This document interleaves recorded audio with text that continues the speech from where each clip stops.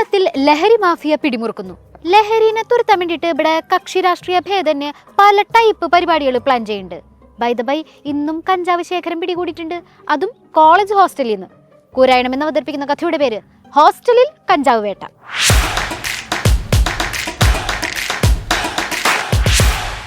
ലഹരിക്കെതിരെ ഭരണപക്ഷവും പ്രതിപക്ഷവും അന്വേഷണവും ബോധവൽക്കരണ പരിപാടികളൊക്കെ നടത്തിക്കൊണ്ടിരിക്കുകയാണ്. അപ്പോഴാണ് എറണാകുളം കളമശ്ശേരിയിൽ നിന്ന് ഒരു വാർത്ത വരുന്നത്. കളമശ്ശേരിയിൽ നിന്ന് കഞ്ചാവ് ശേഖരം പിടികൂടി, അതും ഗവൺമെന്റ് പോളിടെക്നിക് കോളേജിൽ. ഒരു ഇൻ്റർമീഡിയറ്റ് ക്വാണ്ടിറ്റി ഒരു സ്മോൾ ക്വാണ്ടിറ്റിയാണ്. ഇൻ്റർമീഡിയറ്റ് ക്വാണ്ടിറ്റിയിൽ ഒരു അക്യൂസ്ഡ് ഉണ്ട്, സ്മോൾ ക്വാണ്ടിറ്റിയിൽ 2 അക്യൂസ്ഡ് ഉണ്ട്. ടോട്ടൽ 3 അറസ്റ്റ് ഉണ്ട്. ഒരു ഭാഗത്ത് കക്ഷി രാഷ്ട്രീയ ഭേദന്യേ ലഹരിക്കെതിരെ പോരാട്ടം നടത്തുമ്പോൾ മറുഭാഗത്ത് കക്ഷി രാഷ്ട്രീയ ഭേദന്യേ ലഹരി ഉപയോഗിക്കുന്നു, ലഹരി വിൽപ്പന നടത്തുന്നു. അതും സംഘടനാ രാഷ്ട്രീയം വഴി കുട്ടികളെ നേർവഴിക്ക് നടത്തേണ്ടവർ തന്നെ. നാളെ പരിപാടിയുണ്ട്, ഇനി അങ്ങോട്ട് പോകണമെന്ന് പറഞ്ഞു. സാറ് നീ യൂണിയനുള്ളതാണ്, നീ അങ്ങനെ പോകണ്ട, നീ ഇത് വലിയ ആ കൊമ്പത്താളാണോ, നീ മേലോട്ട് വരാൻ പറഞ്ഞിട്ട് മേലോട്ട് ഉണ്ട്. അതായത് SFI നേതാവ് അഭിരാജിന്റെ മുറിയിൽ നിന്നാണ് കഞ്ചാവ് പിടിച്ചതെന്നാണ് പോലീസ് പറയുന്നത്. അഭിരാജ് പറയുന്നത്, എനിക്കൊന്നും അറിയില്ല, ഞാൻ ഹോസ്റ്റലിൽ പോലും ഉണ്ടായിരുന്നില്ല, ഞാൻ ഇങ്ങോട്ട് വന്നപ്പോൾ പോലീസ് കഞ്ചാവും പിടിച്ച് നിൽക്കുന്നത് കണ്ടു എന്നാണ് SFIയുടെ വാദം. അഭിരാജിനെ വിളിച്ച് എല്ലാ മുറിയിലും കൊണ്ടുപോയും നീ കഞ്ചാവ് ഉപയോഗിക്കുന്നുണ്ടോ എന്ന് ചോദിക്കുകയും SFI ആണയിട്ട് പറയുന്നു ഇതൊരു സിഗരറ്റ് പോലും വലിക്കാത്തൊരു പയ്യനാണ്, 3 കൊല്ലമായിട്ട് ക്യാമ്പസിനകത്ത് പഠിക്കുന്നു. അശോ, പിഞ്ചു കുഞ്ഞാണല്ലേ. അപ്പോൾ SFIയുടെ ആരോപണം വരുന്നത് KSUവിനെതിരെ മാത്രമല്ല കേട്ടാ, ഇവിടുത്തെ ആഭ്യന്തര വകുപ്പിനെതിരെ കൂടിയാണ്. പോലീസുകാർ മനഃപൂർവ്വം പിടിച്ചുകൊണ്ട് പോയി എന്നുള്ള രീതിയിലല്ലേ SFI പ്രതികരണം നടത്തിയത്. ആകാശ് അതിൽ 1-ാം പ്രതിയാണ്.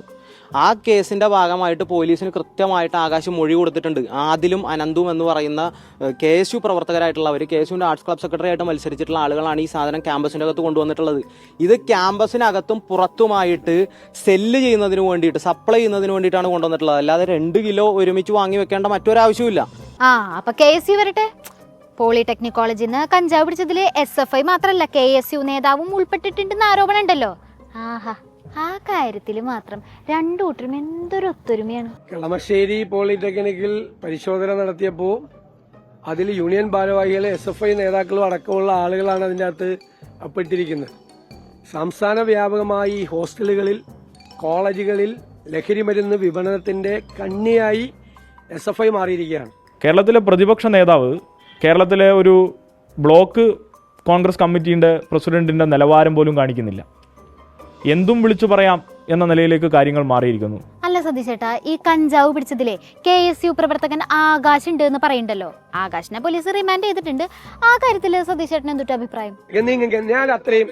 ഞാൻ അതൊക്കെ വല്ല KSUകാരും മറുപടി പറഞ്ഞോളൂ, ഞാൻ അതിന് മറുപടി പറയേണ്ട ആളല്ലോ. SFIക്കാരുടെ കാര്യത്തിൽ മറുപടി പറയാം, പക്ഷെ KSUവിന്റെ കാര്യത്തിൽ മറുപടി പറയാൻ പറ്റില്ല കേട്ടോന്ന്. കൊള്ളാല കളി. ആളെ കൊന്നിട്ട് 52 വെട്ടുവെട്ടി ആളെ കൊന്നിട്ട് ഇത് ഞങ്ങളല്ല ചെയ്തെന്ന് സ്റ്റേറ്റ്മെന്റ് കൊടുത്ത ആളെ അവരുടെ സ്റ്റേറ്റ്മെന്റിനെ കുറിച്ച് എന്നോട് പ്രതികരണം ചോദിക്കുക. KSUവിന്റെ കാര്യം ചോദിച്ചപ്പോഴത്തേക്കും പിണങ്ങിപ്പോയി. പ്രതിപക്ഷ നേതാവിനെ പോലെ ഞങ്ങൾക്ക് പേടിയൊന്നുമില്ല കേട്ടോ, ഞങ്ങൾ ധീരമായി പ്രതികരിക്കുമെന്ന് ഉറക്കെ പ്രഖ്യാപിച്ചുകൊണ്ട് KSUവിന്റെ സംസ്ഥാന പ്രസിഡന്റ് അലോഷ്യസ് സേവിയർ ഇതാ രംഗത്ത് വന്നിരിക്കുന്നു. ലഹരി മാഫിയെ ഇല്ലായ്മ ചെയ്യാനുള്ള ഒരു വലിയ പോരാട്ടങ്ങൾക്ക് നേതൃത്വം കൊടുക്കേണ്ടത് ഒരു വിദ്യാർത്ഥി സംഘടന എന്ന നിലയിൽ ഞങ്ങളുടെ ഉത്തരവാദിത്തമാണ്, യാഥാർത്ഥ്യം ഞങ്ങളുടെ കടമയാണ്. അതുകൊണ്ട് തന്നെയാണ് സംസ്ഥാന KSU കമ്മിറ്റി ഈ മാസം 11-ാം തീയതി കാസർഗോഡ് നിന്നും ക്യാമ്പസ് ജാഗരൺ യാത്ര എന്ന തരത്തിലേക്ക് ഒരു യാത്രയ്ക്ക് തുടക്കം കുറിച്ചത്. അത് പറഞ്ഞപ്പോഴാണ്, എന്തായി നിങ്ങളുടെ ക്യാമ്പസ് ജാഗരൺ യാത്ര? ലഹരിക്കെതിരെ ഇങ്ങനെ ഒരു യാത്ര നടത്തുന്നത് അടിപൊളിയാണ്, അഭിനന്ദനാർഹമാണ്. പക്ഷേ ലക്ഷം പിന്നാലെ എന്ന് പറഞ്ഞ് തിരിഞ്ഞു നോക്കുമ്പോൾ ലക്ഷമല്ല, ആരുമില്ല എന്ന് കേട്ടല്ല. അല്ല, നിങ്ങളുടെ പരിപാടിക്ക് നിങ്ങളുടെ ആൾക്കാർ തന്നെ വന്നില്ല എന്നോ, പരിപാടി ചെറുതായിട്ട് ഫ്ലോപ്പായി പോയി എന്നൊക്കെ ഒരു ടോക്ക് ഉണ്ട്, അതുകൊണ്ട് ചോദിച്ചതാ. വ്യക്തിപരമായിട്ടുള്ള കാര്യങ്ങൾ ഉൾപ്പെടെയുള്ള ആളുകൾ ഇതിൽ പങ്കെടുക്കാത്തവരുണ്ട്. അവരെ മുഴുവൻ മാതൃകാപരമായ രീതിയിൽ ഞങ്ങൾ നടപടിയെടുത്തിരിക്കുകയാണ്, സസ്പെൻഡ് ചെയ്തിരിക്കുകയാണ്. അപ്പൊ വരാത്തവർക്കെതിരെ നടപടി എടുത്തിട്ടുണ്ട് അല്ലേ? എന്നാലും നിങ്ങളുടെ പരിപാടിക്ക് നിങ്ങളുടെ ആൾക്കാർ തന്നെ വരാണ്ടിരുന്നത് എന്തുകൊണ്ടായിരിക്കും? ഇവിടെ കള്ളുഷാപ്പ് വർദ്ധിപ്പിക്കുക, കഞ്ചാവ് കൂടുതൽ വിൽപ്പന നടത്തുക, വരുമാനം ഉണ്ടാക്കുക, അതാണ് ഇടതുപക്ഷ സർക്കാരിന്റെ ലക്ഷ്യമെങ്കിൽ നമ്മുടെ ലക്ഷ്യം അവരെ രക്ഷിക്കുക എന്നതാണ്. ഞങ്ങൾ ആ ലക്ഷ്യമായിട്ട് ഞങ്ങൾ മുമ്പോട്ട് പോകുമ്പോൾ പിന്നാലെ പ്രവർത്തകരുണ്ടോ എന്ന് നോക്കണം കേട്ടാ. അപ്പോ കളമശ്ശേരിയിൽ കഞ്ചാവ് ശേഖരം പിടികൂടിയതിൽ 3 വിദ്യാർത്ഥികളെ സസ്പെൻഡ് ചെയ്തിട്ടുണ്ട്. വിൽപ്പനയ്ക്ക് വേണ്ടി കിലോ കണക്കിന് കഞ്ചാവ് എത്തിച്ചു എന്നൊക്കെ പറയുമ്പോ കോളേജിൽ ഇതൊന്നും നോക്കാൻ ആരുമില്ലേ? ഇതൊരു സർക്കാർ സ്ഥാപനമല്ലേ? ഇത് തിരിഞ്ഞു നോക്കാൻ ആളില്ലാത്ത ഒരു അവസ്ഥ വന്നാൽ ഇവിടുത്തെ വിദ്യാർത്ഥികളുടെ കാര്യത്തിൽ, അവരുടെ ഭാവിയുടെ കാര്യത്തിൽ എന്തായിരിക്കും ഒരു ഉറപ്പ് നൽകാൻ ഇവിടെ പഠിക്കുന്ന വിദ്യാർത്ഥികൾക്കും അവരുടെ രക്ഷിതാക്കൾക്കും ഉള്ളതെന്നുള്ളതാണ്. അവിടെ പോളിടെക്നിക് അല്ല, ലഹരി ടെക്നിക്കാണ് നടക്കുന്നത്. ലഹരിയുടെ കാര്യം വരുമ്പോൾ പാർട്ടിയോ മുന്നണിയോ ആണോ പെണ്ണോ ഒന്നും നോക്കരുത്, കണ്ണും പൂട്ടി നടപടിയെടുക്കണം. കുട്ടികളെ നേർവഴിക്ക് നടത്തണം. ഹേമകൽസ് കേട്ടിട്ടില്ലേ? Narcotic is A dirty business.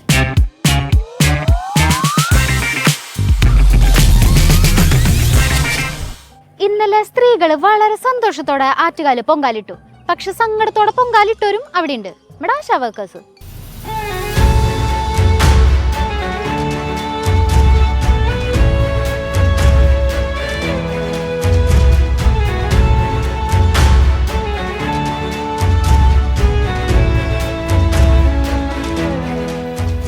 എത്ര നാളായി ആശാ വർക്കർമാർ സമരം തുടങ്ങിയിട്ട്. ഇപ്പോഴും അവര് സെക്രട്ടേറിയറ്റിന്റെ പടിക്കലിരിക്കുകയാണ്. കാശിന്റെ കണക്കിന്റെ കാര്യം പറഞ്ഞിട്ടുള്ള കേന്ദ്രത്തിന്റെയും കേരളത്തിന്റെ അടി ഇതുവരെ കഴിഞ്ഞിട്ടില്ല. ഒറ്റ കാര്യം ചോദിക്കാം, എല്ലാം ഇങ്ങോട്ട് കൊടുക്കണം, അവര് കൊടുക്കും. പക്ഷെ ഇങ്ങോട്ട് കൊടുത്താലേ കൊടുക്കൂ. അത് ന്യായം.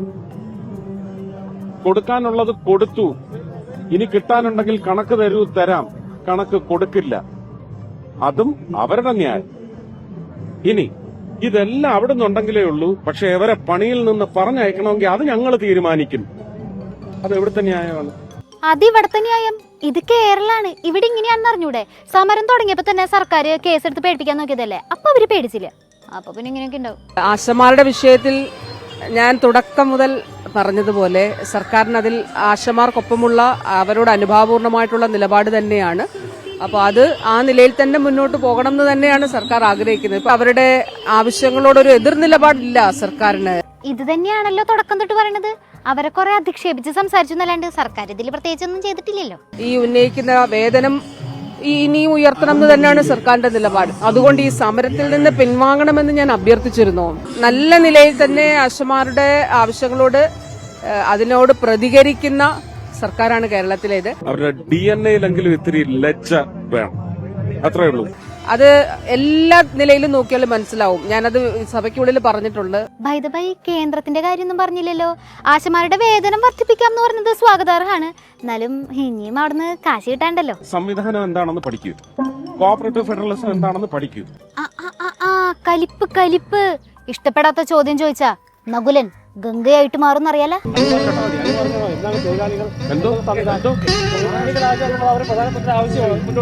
അതായത് സുരേഷ് ഗോപിജി, കേന്ദ്രത്തിൽ നിന്ന് തരാനുള്ള 600 കോടിയിലധികം രൂപയുടെ കാര്യം രേഖകൾ വെച്ചിട്ടാണ് വീണ ജോർജ് അടക്കമുള്ളവര് സംസാരിക്കുന്നത്. കാശിന്റെ കാര്യം ചോദിച്ചത്. ഇനി അങ്ങനെ ഒരു കാശ് തരാനില്ലാച്ചാ നിങ്ങൾക്കും അതുപോലെ രേഖകൾ വെച്ച് വാദിക്കാലോ. വെച്ച് ചോദിക്കരുത്. ഞാൻ പറയാനുള്ളത് പറഞ്ഞിട്ടുണ്ട്. മാറി മാറി മൂട് മാറി. എന്നോട് എന്തിനാണ് ഇമാതിരി ചോദ്യങ്ങൾ ചോദിക്കണത്? അടുത്ത ജന്മത്തിൽ ബ്രാഹ്മണനാവാൻ പോണയാളെ ബഹുമാനിക്കാൻ പഠിക്കടോ. വഴി മാറ്. ഇത്ര നാളും പറഞ്ഞതേ ഇപ്പോഴും പറയാനുള്ളൂ. കേന്ദ്രം പറയണു ഞങ്ങൾ എല്ലാ കാശും കൊടുത്തു, കേരളം നുണ പറയാന്ന്. കേരളം പറയണു അവരാണ് നുണ പറയണത്, ഞങ്ങൾക്ക് ഇനിയും കാശ് കിട്ടാണ്ടെന്ന്. ഇതിന്റെ നടുവില് നിസ്സഹായരായിട്ട് നിൽക്കാണ് സാധാരണക്കാരായ ആശാ വർക്കേഴ്സ്. ആശാ വർക്കേഴ്സ് പറയണത് ഇത്തവണ പൊങ്കാലിട്ടത് ആറ്റുകാലമ്മ കണ്ണുറക്കാൻ വേണ്ടിയിട്ടല്ല, ഇമാതിരി അധികാരികൾ കണ്ണുറക്കാൻ വേണ്ടിയിട്ടാണെന്ന്. ഇന്നെങ്ങാനും കണ്ണുറക്കോ ആർക്കറിയാം.